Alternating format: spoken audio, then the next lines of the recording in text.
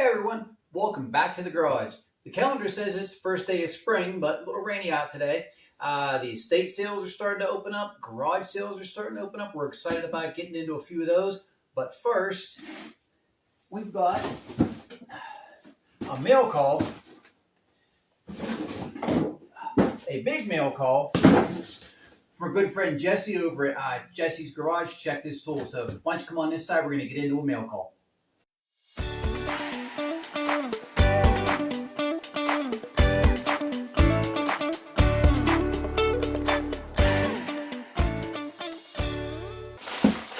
All right, so getting into some of the stuff, that first box from Jesse over at Jesse's Garage, check this tool, and put up on the screen here the link to his page. Please do yourselves a favor and check out Jesse's channel over at Jesse's Garage, check this tool. He is a tool collector and just a lover of all the old tools, just like the rest of us. Super nice guy, very generous, as you're going to see in some of the things that he sent over. But I guarantee you will never find another guy who is more enthusiastic about his tool collecting and restorations than Jesse. He does some awesome work in restoring the tools, and his love of collecting and knowledge of the tools is second to none. Let's get into it. First one up here. And Jesse knows what I like.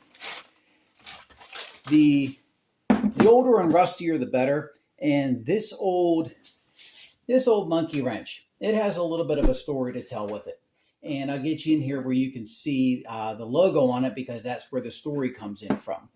All right, so on the top of the wrench head, you'll see a couple of manufacturers' logos. That first one up in the diamond is W&B. That's Whitman and Barnes. They were an early manufacturer of wrenches. And underneath it, Made in USA, J.H. Williams and Company. So two different manufacturers on the same wrench. And here's the story with that. So this old monkey wrench, the wooden handle, still in great shape. No major cracks in it, which is nice to see. A little bit of mushrooming that we can sand out and take care of. But for the most part, it is in great shape. A little bit of surface rust. But having cleaned these up before, this thing is possible. It's possible to make this thing shine. If you look at one of the very first videos that I did, restoring a $1 monkey wrench that I found, these things can really turn out sharp. So in the late 1800s, early 1900s, J.H. Williams Company out of New York, it was one of the big nine of tool manufacturers in the country. And J.H. Williams is credited with the standardization of wrench sizes. If you've ever come across an old wrench that has just weird numbers on it that don't match like our half-inch, three-quarter-inch measurements we have today, Williams is the one that's credited for standardizing that. Back before then, wrenches were really custom-made for the customer depending on what machinery they were working on. So J.H. Williams was one of the biggest tool manufacturers in that turn of the century. By 1920, Whitman and Barnes, who was also a big tool manufacturer, was acquired. Williams acquired the forging and wrench business from Whitman and Barnes. So that's why we have the double stamp on here.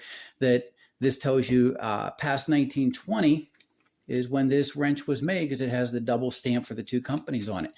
This is probably a good 10-inch wrench, nice and heavy, great shape. I'm really looking forward to cleaning this up, and thank you, Mr. Jesse, for an awesome piece of history sent over my way that I get to restore. All right, next up out of the box, we got to do a little bit of history before we get into the next one.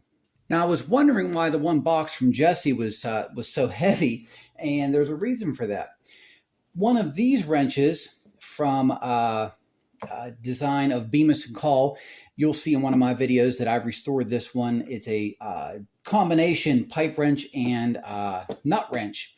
I've also done one of these in the past, and I blued this one. This one has the sleeve on it. It's a Bemis & Call, sometimes called a parrot head, and it is about 13 inches long, similar combination wrench. The one that Mr. Jesse sent me, check this out.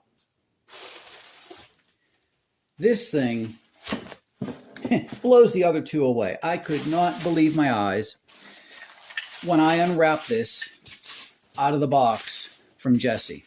Look at this thing.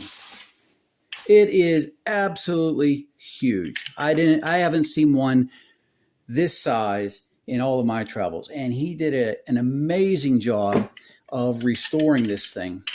It's got a nice finish on it, moves absolutely freely, did some nice bluing on it. The handle is solid, and it is going to look great in the collection with the other two.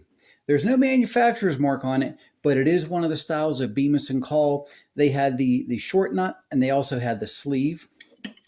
And this sucker is absolutely heavy. This one goes nearly 20 inches, and it weighs every much of that too. So great turn of the century, early 1900s, Bemis and Call style combination wrench.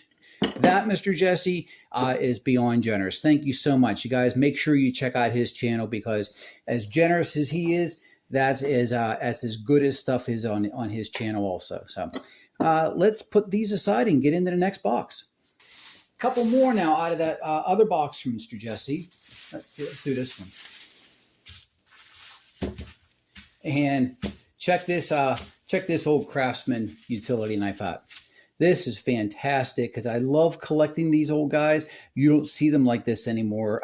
They're not made in the United States too often. And this guy, the aluminum case on it, it's just got I don't know what you'd call like an Art Deco flair to it. Absolutely fantastic lines on this thing. Made in USA, Craftsman, number 9515. Looking forward to cleaning this up, adding it to the collection.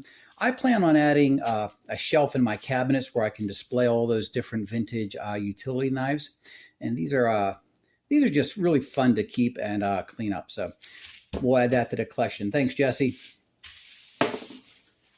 Next up, out of the bubble wrap, what we got here. It is not a little set of Tinker Toys, that's for sure. Opening this up, I was wondering why this little canister was so heavy. And here inside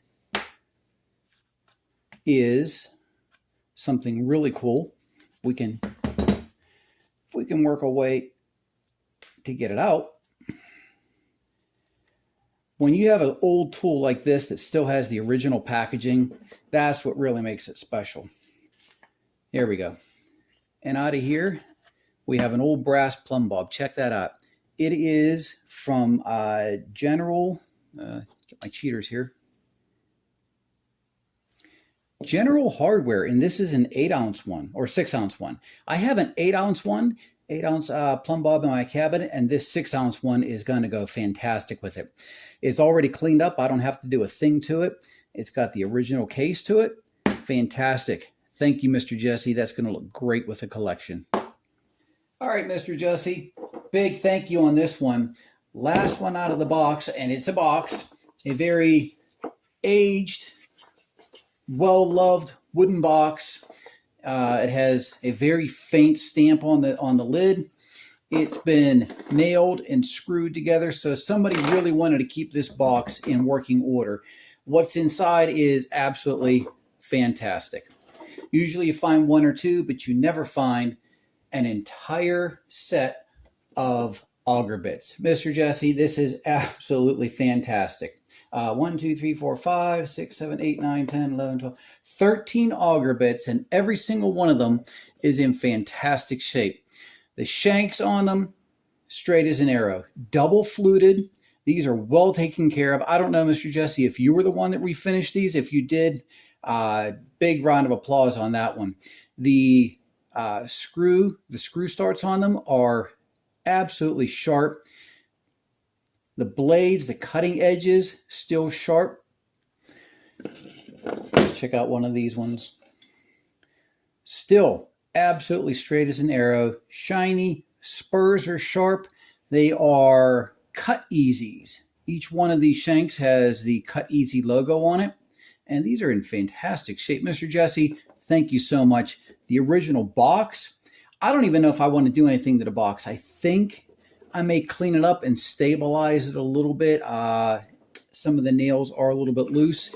Maybe clean it and preserve it. But other than that, It is in fantastic shape. If this was a woodworker's, this was one of their prized tools because just how well it was kept. And these bits, these incidentally would go into one of the old braces. You always see folks collecting these come up. I have a few of these. You take the auger, drop it into your brace, tighten up the jaws,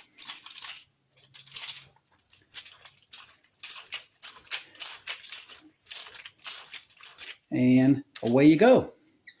All right, so Mr. Jesse, thanks again for that entire set of Cut Easy wood bits with the box, the original box on it. Absolutely fantastic. The lid, I know you won't be able to make out and see what it says, but fairly faint, Cut Easy, center stem auger bits, Smith Brothers Hardware Company out of Columbus, Ohio. So good stuff out of Columbus, Ohio, and good stuff from our friend Mr. Jesse. Let me get this cleaned up and we'll wrap up. All right, well, that wraps up the mail call for this first day of spring. Again, thanks to Mr. Jesse over at Jesse's Garage. Check this tool. Fantastic guy. Please do yourselves a favor and check out his channel. I'll leave a link in the description. And we've got some cleaning up to do. A lot of fun stuff here. Again, state sales, garage sales are opening up, so we're going to have a lot more stuff coming into the garage. Be sure you like and subscribe. Hit that notification button to make sure you catch any future episodes out of the garage.